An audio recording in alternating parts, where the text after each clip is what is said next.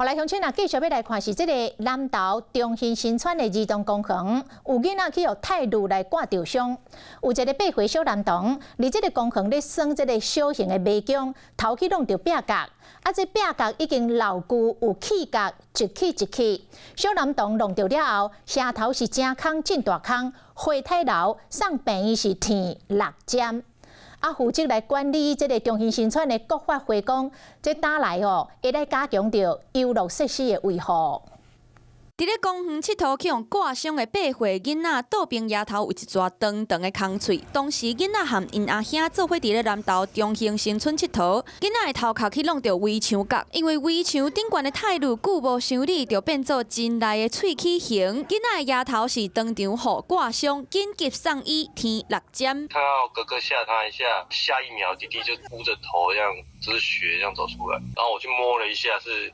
蛮锐利的，这样，所以应该还是会有潜在危险。囡仔的家长伫咧面册铺文，质疑讲公园的管理有疏忽，其他家长知影有囡仔吊伤，嘛真惊吓。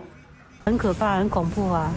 自己的小孩就很舍不得啊，也要把它修理好，要不然以后小孩子又受伤了，不好。其实家长有责任呐，家长要跟着小孩子，不管什么东西。